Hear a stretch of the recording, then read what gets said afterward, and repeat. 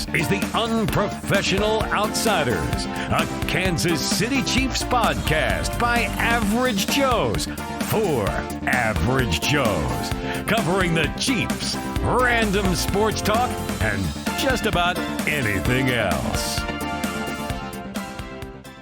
Hello, everyone, and welcome to the Unprofessional Outsiders, the Kansas City Chiefs podcast by your favorite Average Joes for all of you Average Joes. We are here. It's episode 77, and we are going to discuss this week the perfect Sunday. I have to announce, folks, that we are now a podcast that is presented by a sponsor. Our sponsor is Budget Lawn Care. Give them the tagline, Brandon. Budget Lawn Care, the best cut for your buck. Call Corbin at Budget Lawn Care, 417-323-5716. He'll take care of all of your lawn mowing needs.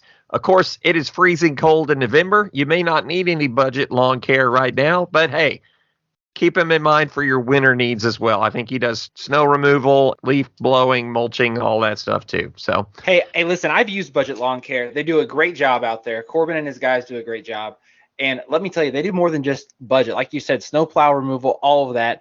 They even do a little handiwork. So whatever the job is, if you got a buck, send it their way. They'll take care of you. we do need to announce we were paid a promotional consideration in that Brandon is wearing a hat. Listen, Look at that. We are moving up in the world, folks.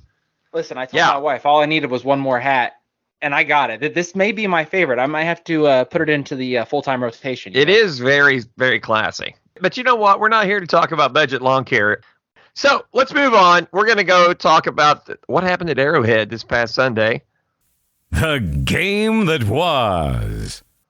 Well, folks, as predicted, and in fact, I got the score almost exactly correct. That's awesome. The Jacksonville Jaguars fell to the Kansas City Chiefs at Arrowhead Stadium by a final score of 27-17. The Chiefs did not play a perfect game, but they were good enough on both sides of the ball. It was a pretty good performance. Brandon, what was your main takeaway from the game? What would you like to talk about?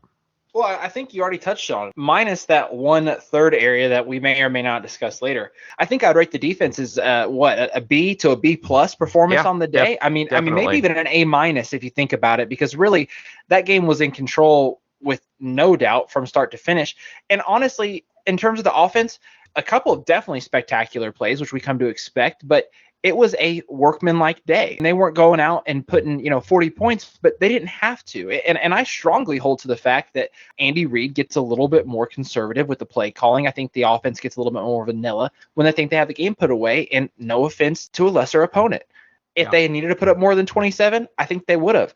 So again, I think you got to say a B plus to an A minus game on the offense. I'm going to go ahead and say a B plus game on the defense. And that's honestly just because L'Jarius Sneed had kind of a rough day. Christian Kirk was kind of eating about whatever he wanted, and he was being fed that entire game. Yeah, we talked about that before.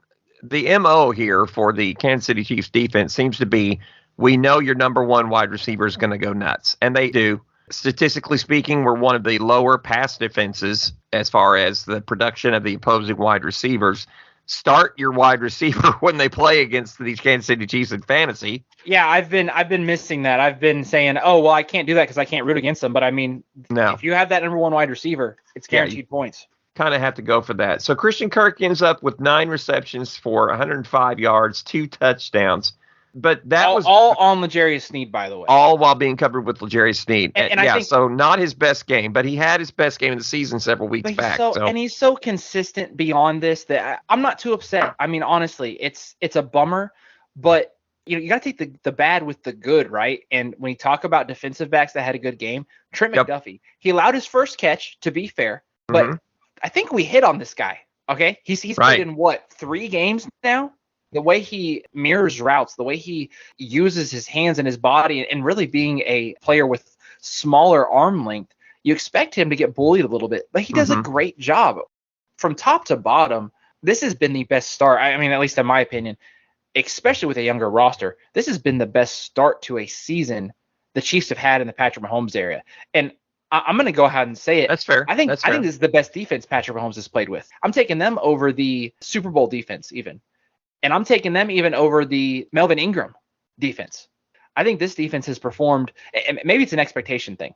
This defense seems like it is hitting every metric that we would have laid out. Maybe we were setting too low of a bar. They've been impressive. We talked about it. The Jaguars are not a bad team. No. They've got a lot of good young pieces. I think this is their first loss by more than one score. So Trevor Lawrence was 29 of 40. We held him to a 64 quarterback rating. That's good. That's very, very good for a defense. You talked about hitting with an early draft pick this year. How about hitting with a late draft pick in a certain Pacheco? Yeah. RB1? Sure. Is he our RB1 now after this game? He goes and has a fumble. Immediately is able to get the ball on the next drive. And they feed him, and he plays well. He responds. I love that. The guy fumbles. He was obviously angry with himself. And what did they do? The next time we get the ball back, they feed him. They get him the ball first thing, and it's a 10-yard run. He was just angry at himself, and he kind of used that to motivate himself to get better out there. He ended up with 82 yards, a 5.1 average. The longest run was 13. Yeah, so he looked great. He ended up taking the lion's share of the snaps. We had Kadarius Toney got a couple carries. Pat took off a few times on the running. Jerick McKinnon had one designed rush, and then Michael Burton also. You'll notice that Clyde Edwards-Helaire was not one of those names I just called off. Now, CEH was limited to just 6 snaps. He was targeted twice, and he missed both of his catches. Honestly, one of them was way behind it. I think this is it. I think he's going to be riding the pine for the rest of the season. I don't want us to get rid of him or do anything drastic at this point because who knows? You just need that depth, especially at running back. And we know that he's capable if he's given the touches. But it seems to me like Pacheco has a lot more burst, has a lot more strength, and sees the holes better. His vision has improved dramatically throughout the season so far. I mean, he's just getting better and better with each game. And the thing about Clyde Edwards-Helaire is I don't want to put it all on him because I think there is some ownership aspect on him. But I also think for a Chiefs team that was coming off of a Super Bowl win, I think maybe they just lost sight of what they really needed. I think that they saw the pass catching aptitude that Clyde Edwards-Helaire had going into that draft. We've seen him make some really great plays when he's used that way. But part of that problem, again, some of it's on him, but some of it's also on the Chiefs for not utilizing him in the way that he should have been used. Right. That no one in that draft was saying that he was going to be the best runner of the ball. It was he was going to be the best guy for being in there on third down, to be able to be in there as a pass catcher, to have the best contact balance, to be able to kind of be a bowling ball almost, or even a pinball on the field. And he's just not been used that way. And if that's not how they're going to use him, then this is the right move because Pacheco presents a much different type of back. He's got a little bit more burst. He's got a little bit more speed. And if he can continue progressing and developing with that vision, like you mentioned, I think we've got someone here who can take us a step forward. Now, with that said, I don't know if Pacheco is going to be the long-term answer. I don't either. I don't think we can know that at this point. It was one game. And we've seen it before. We've seen it where we thought, we had it in the third preseason game. We thought Rojo was going to be the guy, right? It's just one game. But it's definitely something to watch going forward. Let's move on to talk about another position group. We have had the emergence of Juju Smith-Schuster the past 2-3 weeks where he was clearly going to be that wide receiver one. We talked before the game how Mecole Hardman was going to be out with his abdomen injury. And I believe it was Connor off on assignment this week. He said Sky Moore stonks going up. And so we were curious what was going to happen with that. Turns out it was not Sky Moore that got the increase. It was actually our newest acquisition. Talk to me about Kadarius Toney. Kadarius Toney picked in the 2021 draft, I believe number 20 or number 21 overall by the New York Giants. The Chiefs traded just their compensatory third-round pick and a sixth-round pick for him here back in October. He's already made a huge impact on this team. He had a couple of catches last week, and now this week on 5 targets, 4 catches for 57 yards and a touchdown. This guy, after being with the team for really only about 3 weeks, including the bye, is already starting to see some touches, starting to see some activity in the offensive game plan, and starting to get a rapport with Patrick Mahomes. Now, to me, I don't take that as a slight against Sky Moore because Sky Moore is a rookie. Sky Moore was not a first-round draft pick. Kadarius Toney was a first-round draft pick and has been in the league, to be fair, for over a year. There is something, though, to be said about how quickly they've gotten him involved. We already know from the offseason that there was interest in Kadarius Toney. We already know from last year's draft that there was Chiefs' interest in Kadarius Toney. So I think the Chiefs have literally been licking their chops trying to get this guy. And now that they have him here, I think they're just saying, okay, here's everything we thought we were going to do. Let's use it with Kadarius now. He's doing more than just being that gadget guy. And a lot of people thought that he would come in and kind of be a Mecole Hardman upgrade at that gadget type position. He's doing more than that.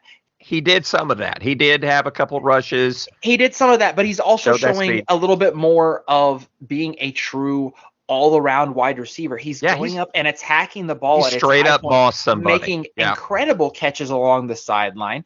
Yep. He's showing up as a blocker. Have you seen the play where he levels the Jaguars' right defensive end on a block? Yeah.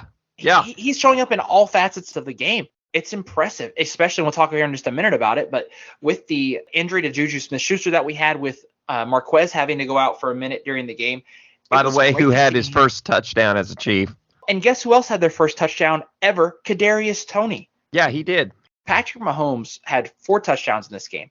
3 of those went to players who have not caught a touchdown pass from Patrick Mahomes this year. It's so weird, right? Kadarius Toney and Justin Watson. If I'm not mistaken, I'm sorry, not Justin Watson, Noah Gray. I meant Noah Gray. I apologize. When we look at that, I believe that brings Patrick's number up to throwing touchdown passes to 11 different players this year. Ridiculous. He's ridiculous. And if I believe I saw a stat, the most touchdown pass receivers in one season is 13. He's at 11 through 9 games.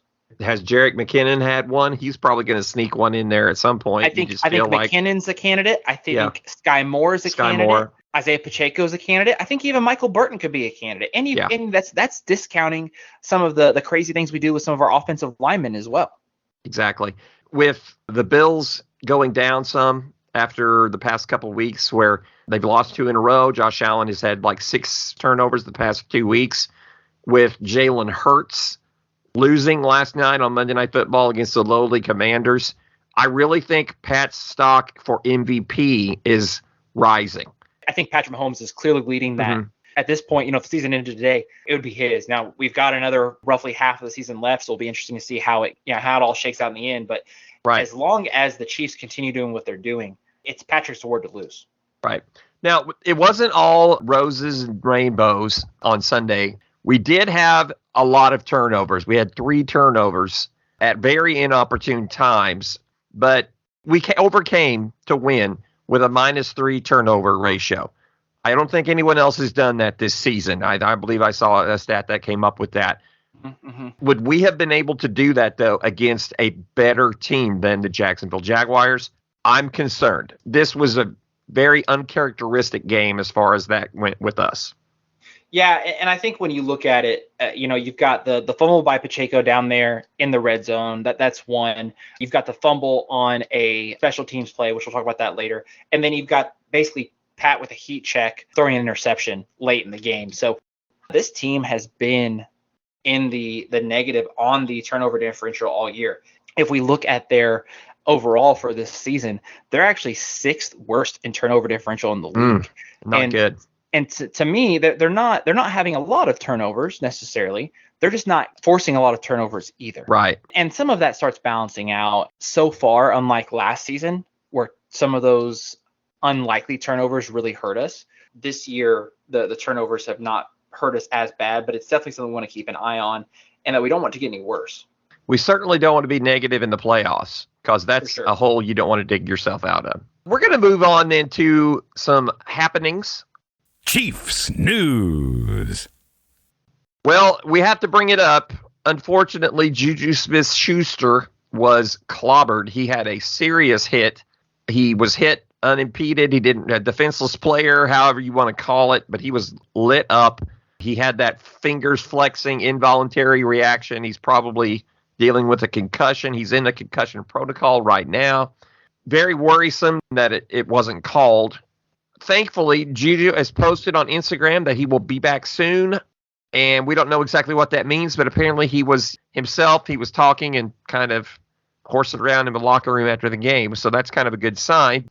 It's definitely unfortunate. I think you could go back and forth on the intent from the player, but I think it's pretty clear there should have been some sort of a flag there. And again, with the same player on the hit to MVS. But regardless, it's good to see that he is doing better and that he hopefully won't be out too long. It looked definitely pretty scary there after the injury, but hopefully we're looking at maybe just a couple weeks even, getting him back as we get into the late season push, definitely by the playoffs.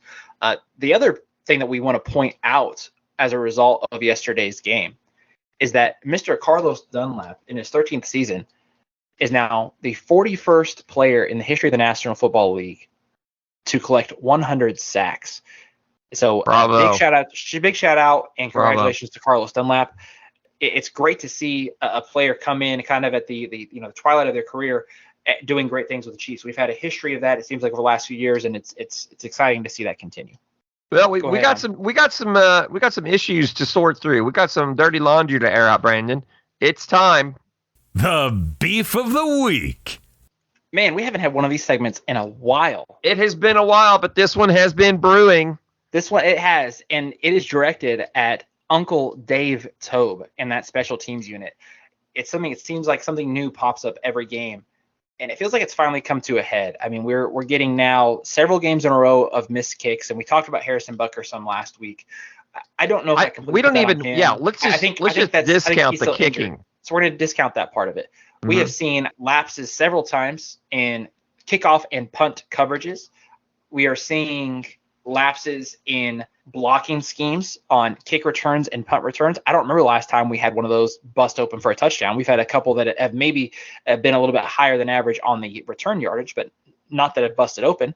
Mm-hmm. We are seeing turnovers. We're seeing fumbles. We're seeing miscommunications. And this is what sums it up to me. The Chiefs won the coin toss before the game yesterday. Typically, the Chiefs will defer and get that ball back at the Yeah, that's so weird. They decided to receive. When they received, the Jaguars did an onside kick and recovered it. But that, to me, isn't the worst part. The worst part is that Andy Reid, after the game, says, yeah, there was a miscommunication there. We all had decided that we were going to defer if we won the toss. So there are issues abound on the special team side of the ball. I thought Andy just always told him defer every time. Why don't we defer every time? I don't think it's the discussion. And here's the deal. We already know that special teams has lost us really single-handedly one game going back to the Colts game. Yep. Didn't happen this time, but this is getting ridiculous. It is. And, we said it several times.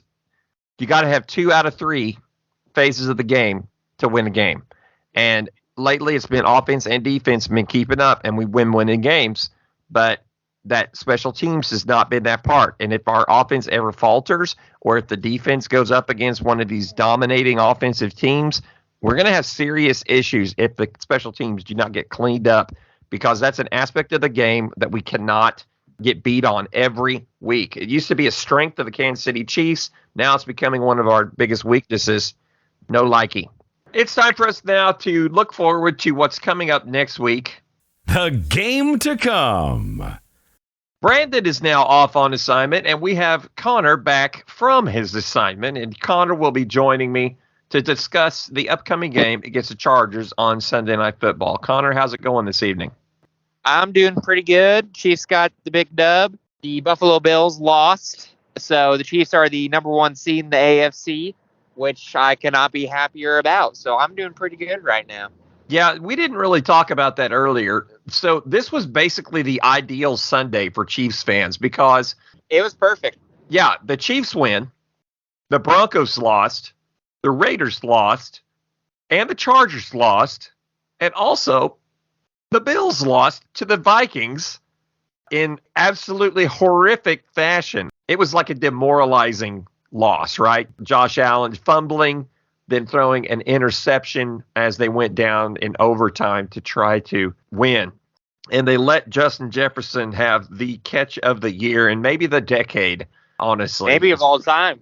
Yeah, that was one of the best you'll ever see. But anyway, let's move on then. Let's talk about this Chargers game. Connor, I'd never say I'm done saying that we're just going to dominate an opponent, because we did that against the Titans. We didn't give them any chance, and look what happened. They gave us all they had, and it was almost enough to beat us. The Chargers, however, they are absolutely riddled with injuries. Who are they missing? Do we expect that they will even have a team on the field on Sunday? From the latest information that I've seen, doesn't look like Mike Williams is going to be back. Keenan Allen is a maybe, but I kind of doubt it at this point. I'm very invested in Keenan Allen because I have him on a fantasy team. I won't believe he's on the field till I actually see it. Right. And same with Mike Williams. Their O-line is kind of battered up. Players on their defense, they kind of really remind me of the Baltimore Ravens of last year. Oh, yeah, that's a good comparison, actually. Very high expectations for the team, like playoff bound, maybe compete for a Super Bowl, whatnot, and then just hit by a bunch of injuries. No fault of their own. Well, Herbert's still dealing with the rib thing that he got against us, I reckon. And yes, he is, and it might be affecting their play calling. Have you heard that rumor? No, tell me about that. If you've seen any Chargers game this year, they don't throw it deep, at all. It's a lot of just short dink and dunk passes. Okay. And not even like a West Coast offense like dink and dunk. It's short and out routes, and that's basically all they run.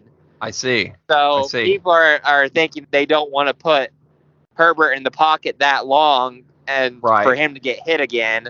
So that's even affecting their play calling, which you don't want anything affecting your quarterback or your play calling in any game, especially in a big divisional game on Sunday Night Football against the number one Kansas City Chiefs. Sure. So, Connor, as you were talking through that, I was thinking to myself, does that change bode well for the Chiefs or ill? And I think it bodes well because I really believe our linebackers and our safeties are the more solid part of our defense than our corners, who would be the ones getting torched if there were long plays. Do you agree with that assessment? I think that's a pretty fair assessment. Okay, so I can see, Willie Gay, he's back. He's looking great. Nick Bolton, of course, is playing at a high level. We've got Justin Reed. We've got Juan Thornhill. I just trust those guys to be able to stop the dink and dunk stuff. Now, obviously, Austin Eckler is one of the best in the league. He is a pass-catching nightmare, multi-purpose back. Brandon and I kind of talked about this earlier, but our MO as a defense seems to be we're going to let the number one wide receiver go nuts against us. I don't think it's going to be the number one wide receiver for the Chargers that's going to go crazy. I think it's going to be Austin Eckler. I disagree, actually. Okay. Oh, okay. Well, push back on me. If they want to win this Sunday, that is the type of game Eckler is going to have. But past couple weeks, the offense has been going through Eckler and only Eckler. You have some good talent at wide receiver with Keenan Allen and Mike Williams, but they have not been available.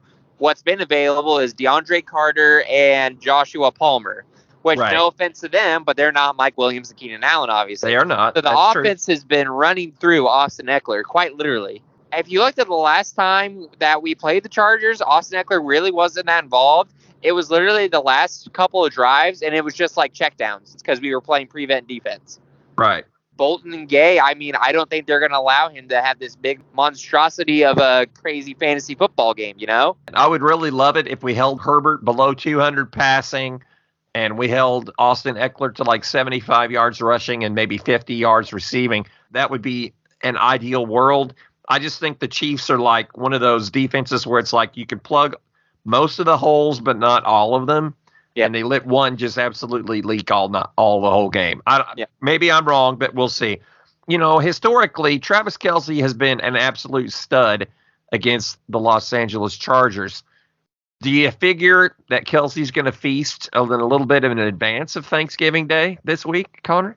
I would not be surprised if Kelce had a big game, but I also know that defense, even though it is injured, that they are going to focus on Kelce. Mm-hmm. If you want me to pick an offensive player to feast, I think I'd have to go with Kadarius Toney. Right. Juju is questionable. Who knows if Nicole is going to play? I think this could be a big coming out party. He had it last week, but this could be like on Sunday Night Football. People go, "Oh, Kadarius Toney is really good," and he's that on could be. And he has Patrick Mahomes throwing him the football. Right. I would love to see that. We were very impressed with Toney's play. We talked about that in the game that was. I actually want to point something out real quick, if you don't mind. we talked about Tony, who might be an offensive player that might feast. Can I talk about a defensive player that might feast? I wish you would. I'm not going to pick Chris Jones. I'm not going to pick Reed. I'm not even going to pick McDuffie. Okay. Because those are like the obvious answers. Mm-hmm. By the way, I've been very impressed with McDuffie and Jones. They've all been playing really well. I'm looking at a player who kind of had a rough game last week. And I'm looking for a big bounce back from L'Jarius Sneed. Yep. Christian Kirk torched him. I will say there were some fantastically placed balls and throws by Trevor Lawrence. But Sneed kind of got torched a little bit. And I'm looking for him to have a bounce back game. I wouldn't be surprised if he had maybe an interception, a couple sacks. I wouldn't be surprised if he had a very versatile, excellent game, bounce back. If we want to go very far, we need a Sneed to be at his best, and I think this could be a good bounce back game for him. A lot of times we see that. We talked about the kind of the streakiness of a defensive backs. Sneed just a few weeks ago had his game of the season, maybe the game of his career, and then he was kind of torched all afternoon on Sunday against the Jaguars. A lot of times those guys bounce back after a bad game and kind of have a chip on their shoulder. So I like the call there, Connor, to look at L'Jarius Sneed and how he'll rebound against the Chargers. Let's wrap up our thoughts here, Connor, by going with some score predictions as the Chiefs travel to SoFi Stadium to face the Chargers on Sunday Night Football this week. I'm going to let you start. What was the score of the Week 2 game? 27-24 Chiefs. 27-24. I almost want to pick that again. Herbert always goes off against the Chiefs. You know how Michael Jordan would always go off against the Pistons? Oh, yes. I'm not comparing Herbert to Jordan, but it feels like Herbert always has his best games against us. But I'm going to have a little hot take for you. Would you like a little hot take? I want it as spicy as you can throw it down. There's been kind of some rumors. I don't know if you heard them, that Brandon Staley might be on the hot seat. I have heard this rumor. You have heard this rumor? I have, yes. Well, good. I'm going to predict that the Chiefs are going to win 28-27. I think it's going to come down. The Chiefs are going to have the lead, and the Chargers are driving. Mm-hmm. The Chargers are going to score a touchdown. They can kick an extra point to tie it. They're not going to, because Staley's going to be all Brandon Staley analytics. You go for the win, all that rah nonsense, right? Okay. So I think they're going to mess up on a 2-point conversion. Chargers are going to be done with Staley and his weird, wacky calls and his calls it should. And then this is unfortunately going to bring on the Sean Payton going to the LA Chargers. Well, I don't like that at all. I like the Chiefs win part, but I do not like the whole Sean Payton coming. I don't know. I still think that the coach from the Broncos is going to be the one let go before Staley, but we'll see. Daniel Hackett. I can see them both being let go. Maybe both of them get to be home with their family on Thanksgiving Day and not have to worry about planning for a game. That'd be nice. I like that, Connor. You're really going out there. I'm going to say that it's going to be a fairly close game. It'll go back and forth. I'm predicting like 5 lead changes or so. But the Chiefs will get the ball with maybe 5 or 6 minutes left, go down and take care of business and not leave the Chargers any time left to get anything done. I'm going to go with 31-27. How about that? Pretty similar scoring predictions. We both know it's going to be a close game. It's not going to be a stress-free game. The Tums will be needed. The blood pressure will be high. Does seem to be that way, particularly when they play on prime time. Exactly. All right, ladies and gentlemen of the podcast community, you may think that we are a football podcast, but we're just an everyday average Joe podcast. And we know you don't like listening to the football part or any sports part in general. We know what you listen to. You probably fast forward to the last few minutes. So without further ado, Mr. EP, let's hear your pop culture minute that is not a minute at all. Very good. It's time for the Pop Culture Minute. All right, folks, I'm not setting my timer. This time around, folks, we're going back to the cinema. This past week, I went to the theater to take in Black Adam. This is the DC Cinematic Universe offering, starring The Rock as Black Adam. Of course, this is the evil nemesis of Shazam, a.k.a. Captain Marvel, in the DC Comics. Black Adam was one that I was looking forward to. I don't think it's a surprise to anyone listening that I don't really care for most of the DC Universe movies. Justice League, Batman vs. Superman, being the most egregious examples of that. But I was looking forward to this one. I thought The Rock, he has the physique and everything to be Black Adam. He certainly looks the part. This included some of my favorite heroes from the Justice Society, most especially Dr. Fate. I've always had a soft spot in my heart for Dr. Fate. I think he's got an awesome costume and a great set of powers. He's kind of your sorcerer, the Egyptology, the Ankhs going everywhere. And he's being played by Pierce Brosnan. Yeah, that's right. We had a James Bond playing Dr. Fate in a movie. What a wild world we live in. We also threw in there Hawkman, Atom Smasher, one of Connor's favorites from watching Justice League Unlimited back in the day. And I think her code name is Whirlwind. Connor, this movie was really not what I was expecting. They were trying to decide, is Black Adam the hero or the villain? And I know that that's kind of part of his shtick. He's obviously started off as a bad guy. Throughout the years, he's been given more subtle, nuanced variations to his character, kind of the anti-hero even. I kid you not, they literally changed his origin story 3 times during the movie. It was hard to know whether I was rooting for him or against him.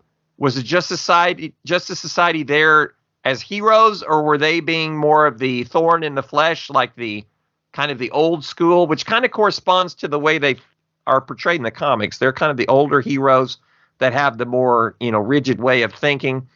It was kind of messy at times. I felt like it was overlong. The biggest issue plaguing the film. Now, don't get me wrong. It had some really great stuff. The fight sequences were good. The way they realized Black Adam's powers especially was great.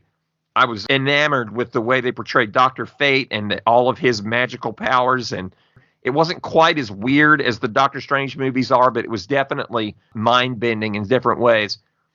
I think what really held this movie back, though, to me, and maybe you feel differently about this, Connor, but The Rock is just he's not a very capable actor. Let's just put it that way.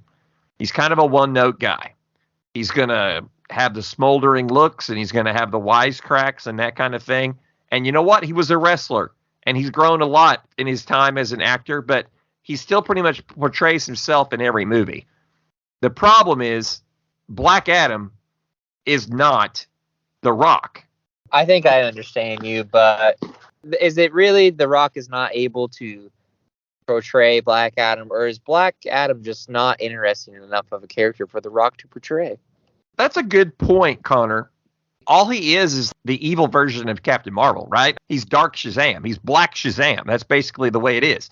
We have here a situation like we had with the Venom movie, where we have a character's negative counterpart, the mirror image, if you will, but without having the actual character in the movie. Shazam is not in this. The wizards are, of course, because the shared origin is the same between both characters, but Shazam needed to be a part of this movie. It just seems like an incredible oversight to leave that out. And having him be the opposite number to Shazam would have been fine, I think. I think The Rock could portray that role easily. Be the bad guy or be the opposite, even if they team up at the end to fight an external threat. I think that would have been a way better way to introduce Black Adam as a character. As it is, having him in a standalone movie where he's being opposed by clearly heroic characters, it just kind of came off the wrong way. And I don't think The Rock has the chops to pull that off. It needed someone to be more like the Sinestro type role, like was played in the Green Lantern movie, which I really liked the guy who played Sinestro in the Green Lantern movie. I thought he was by far the best part of it. Funny because he was the bad guy in the Shazam movie.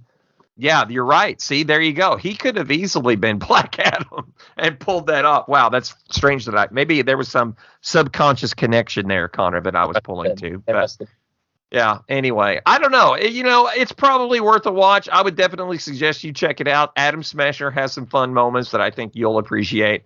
And the spectacle of it was very, very good.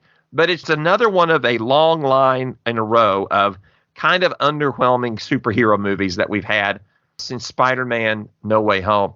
Who knows what's going to come up ahead? I am curious to see what they do with Shazam! Fury of the Gods. I'm, of course, looking forward to Wakanda Forever. That's going to be next week's Pop Culture Minute, hopefully, if we can get to see that. Connor, any thoughts on Black Adam? You planning to see this movie? I'll be completely honest with you. I have literally no interest. None, huh? No. Wait till it's on HBO Max and maybe on a rainy night sometime, or watch not even a rainy night. If I have a rainy night and want to watch a DC movie, I will just rewatch the Batman first. There you go. When I found out that Black Adam was being made a movie with The Rock, I was just like, that's cool, but who cares? Mm-hmm. It's just they're making movies and TV shows about characters that no one cares about, and it's just very hard to get into. I think this was mainly just because The Rock pushed for it. Yes, that's exactly what it was. It just felt almost like a vanity project, if that makes sense. Which good for him. I mean, if he really wanted to play Black Adam. Obviously, he's one of the biggest draws in the world, right? I mean, this guy he carries movies. He totally does. I get it. It was fine. A lot I liked in it. A lot I was just like, what? Typical stuff, really. Take it or leave it, based on your desire to go see a DC movie, I suppose. If you're a Zack Snyder fanboy, you'll probably like it. I don't know. Connor, we need to wrap it up. The season is passing by just as fast as anything. We've got a good long stretch here where we're going to have a lot of football games to watch in the next few weeks, with 3 games on Thanksgiving Day. We've even got Saturday games to look forward to as the holidays approach. I'm excited. All the playoff races are heating up. The Eagles went down last night, so there's a little bit more discussion in the NFC even about who's going to have that top spot. It's pretty exciting stuff, don't you think? It really seems that the Chiefs are just so much far more superior than any other team. They really are. Well, Connor, I mean, you're not wrong. I really can't say you're wrong because we've seen the chinks in the Bills' armor the past 2 weeks. The Bills, the Eagles. Yeah. All I know is if we just meet the Eagles in the Super Bowl, the Cheeks is going to have a day. That's all I know. All right. Well, we need to wrap it up. Folks, thanks for listening. We will talk to you next time. I guess that's it. Farewell. Good night. Bye. Thank you for listening to the Unprofessional Outsiders. They don't know what they were doing, but they had fun doing it. Who's ready for their jazz bath? No?